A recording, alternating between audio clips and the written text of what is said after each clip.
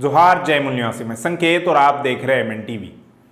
महाराष्ट्र विधानसभा चुनाव की घोषणा को अब लगभग 1 महीने का ही समय रह गया है। ऐसे में राज्य की राजनीतिक व सामाजिक परिस्थितियां तेजी से बदलती हुई दिखाई दे रही है। एक तरफ राष्ट्रवादी कांग्रेस पार्टी के नेता शरद पवार मुख्यमंत्री एकनाथ शिंदे से मुलाकात करने की इच्छा जाहिर कर रहे हैं और इसके लिए उन्होंने मुख्यमंत्री को पत्र भी लिखा है, तो दूसरी ओर मराठा आरक्षण की मांग को लेकर मराठा आंदोलक मनोज जरांगे पाटिल अपने गांव अंतरवाली सराटी में छठी बार उपोषण के लिए बैठे हैं। उनकी जो 13 मांगे हैं उनमें से 4-5 मांगे महत्वपूर्ण मानी जा रही है। उसमें मराठा को यानी सभी मराठों को कुणबी प्रमाण पत्र देना, हैदराबाद गैजेट लागू करना, कुणबी प्रमाण पत्र के आधार पर कास्ट वैलिडिटी करना, जिनके कुणबी रिकॉर्ड्स नहीं मिले हैं उन्हें शपथ पत्र के आधार पर कुणबी सर्टिफिकेट देना और जिनके कुणबी रिकॉर्ड्स मिले हैं उनके खून के सभी रिश्तेदारों को भी कुणबी प्रमाण पत्र देने जैसी मांगे शामिल है। इसके लिए जरांगे पाटिल ने 16 सितंबर की रात से उपोषण शुरू कर दिया है।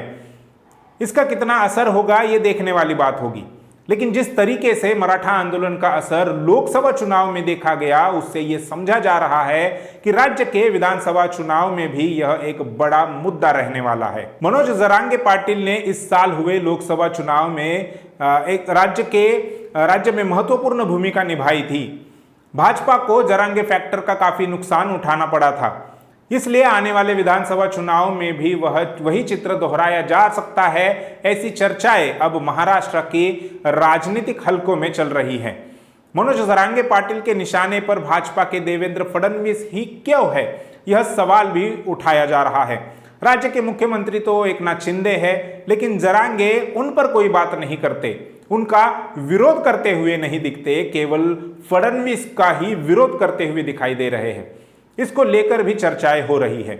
इसके जवाब में राज्य के कई सामाजिक तथा राजनीतिक विशेषज्ञों का यह मानना है कि जब राज्य में भाजपा की सरकार थी और देवेंद्र फडणवीस मुख्यमंत्री थे, तब भाजपा ने और उसमें भी देवेंद्र फडणवीस ने मराठा आरक्षण का मामला न सही तरीके से संभाला और न ही उसे हल करने की दिशा में कोई उचित कार्रवाई की।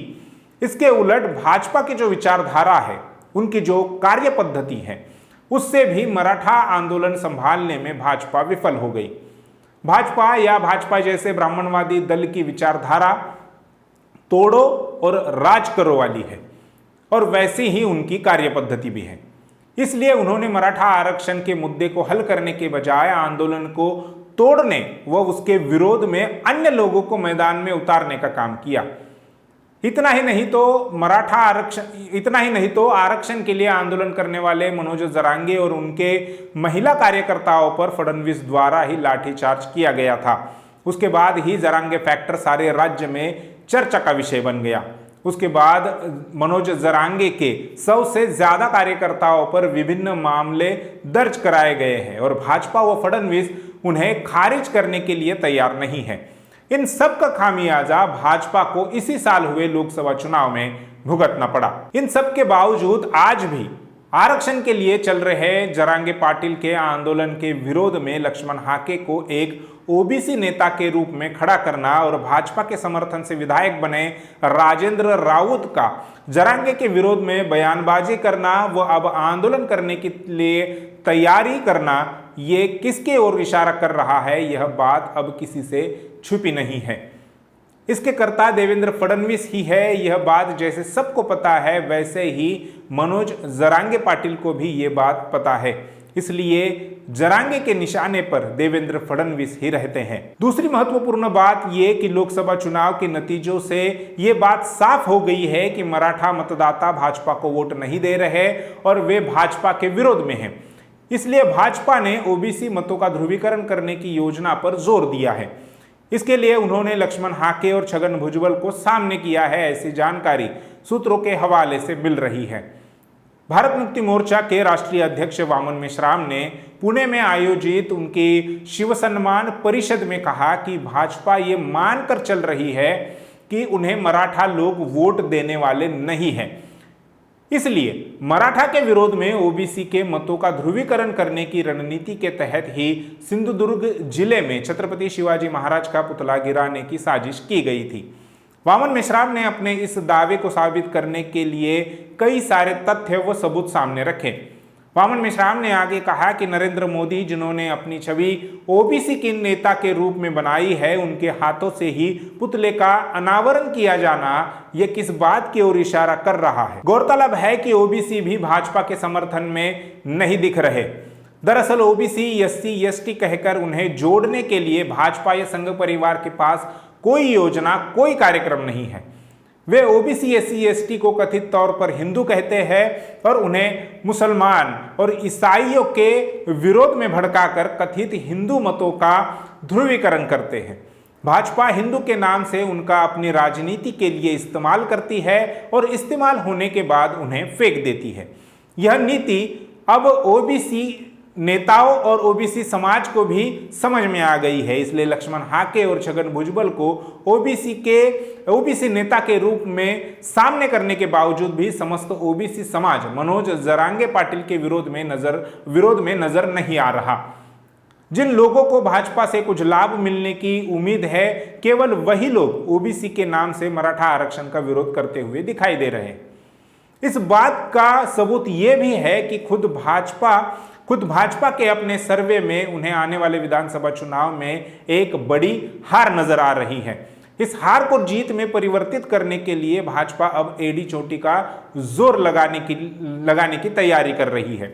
इसके मुताबिक एक रणनीति के तहत ही वे विधानसभा चुनाव में ज्यादा से ज्यादा ओबीसी उम्मीदवारों को चुनावी मैदान में उतार सकते हैं और मराठा के विरोध में प्रतिक्रिया निर्माण करके ओबीसी के मतों का ध्रुवीकरण कर सकते हैं।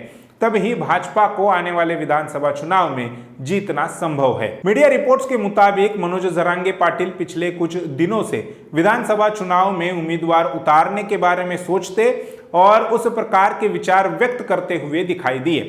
इसके लिए उनके पास हजारों लोगों ने अपनी इच्छाएं जाहिर करते हुए आवेदन दिए, लेकिन जरांगे ने इस बात की अब तक तो कोई घोषणा नहीं की है कि वे आने वाले विधानसभा चुनाव में अपने उम्मीदवार उतारेंगे या वे राज्य के विरोधी दलों के उम्मीदवारों को अपना समर्थन देंगे। चूंकि चुनाव घोषित होने के लिए अब केवल 1 महीने का ही समय बचा है और अब तक जरांगे ने ऐसी कोई घोषणा नहीं की है। इससे और अजित पवार के साथ गए लोग जिस तरह से शरद पवार के पास वापस आ रहे हैं, उससे यह समझ में आ रहा है कि मनोज जरांगे पाटिल अपने उम्मीदवार चुनाव में नहीं उतारेंगे। वे एक तो महाविकास आघाड़ी का समर्थन कर सकते हैं या सत्ताधारी दलों के उम्मीदवारों को हराने की बात कर सकते हैं। इन दोनों परिस्थितियों में महाविकास आघाड़ी को लाभ मिल सकता है, जैसा उन्हें लोकसभा चुनाव में मिला था। पर यदि मनोज जरांगे पाटिल ने अपने उम्मीदवार चुनावी मैदान में उतारे तो इसका नुकसान महायुति के साथ साथ महाविकास आघाड़ी को भी हो सकता है। लोकसभा चुनाव के दरमियान राज्य में 3 मुद्दे महत्वपूर्ण थे जिससे भाजपा के नेतृत्व वाली महायुति को नुकसान उठाना पड़ा था। पहला मुद्दा संविधान खतरे में है, दूसरा मुद्दा मराठा आरक्षण और तीसरा मुद्दा किसानों की समस्याएं और सरकार की किसान विरोधी नीतियों का था। इन तीनों में से संविधान खतरे में है वाला फैक्टर अब विधानसभा के चुनाव में चलने वाला नहीं है। दूसरा फैक्टर किसानों की समस्याएं और सरकार की नीतियों का था, तो इस पर सरकार ने कुछ सुधारात्मक घोषणाएं करने की शुरुआत की है, ऐसा दिखाई दे रहा है। लेकिन इससे किसानों को कितनी राहत मिलती है और उन घोषणाओं पर कब और कैसे अमल किया जाता है, यह देखने वाली बात होगी। इनमें से बड़ा फैक्टर राज्य के चुनाव में मराठा आरक्षण का है और उसी को लेकर वर्तमान राज्य सरकार सकारात्मक दिखाई नहीं दे रही। इसके उलट महाविकास आघाड़ी के नेता शरद पवार इसे गंभीरता से लेते हुए नजर आ रहे हैं। कल फिर एक बार शरद पवार ने राज्य के मुख्यमंत्री एकनाथ शिंदे को मिलने के लिए उनका समय मांगा और ऐसा पत्र भी उन्होंने लिखा। यदि शिंदे और पवार की मुलाकात होती है तो यह पिछले 6 महीने में पवार की मुख्यमंत्री के साथ यह तीसरी मुलाकात होगी। यानी वे हर 2 महीने के बाद मुख्यमंत्री से मिलने का प्रयास कर रहे हैं। अमूमन ऐसा होता नहीं है। इससे वे राज्य के मराठा मतदाताओं को यह संदेश दे रहे हैं कि हम यानी महाविकास आघाड़ी मराठा आरक्षण के मुद्दे को हल करने की कोशिशों में प्रयासरत है। हालांकि अभी शरद पवार ने मुख्यमंत्री के साथ मुलाकात के लिए जो समय मांगा है वह मराठा आरक्षण की चर्चा करने के लिए नहीं है, लेकिन बावजूद इसके राज्य के राजनीतिक हलकों में चर्चाएं तो ऐसी ही चल रही है। बहरहाल मनोज जरांगे पाटिल का उपोषण फिर एक बार शुरू हुआ है। अब देखना यह है कि मनोज जरांगे फैक्टर आने वाले विधानसभा चुनाव में किसे लाभ और किसे नुकसान पहुंचाता है।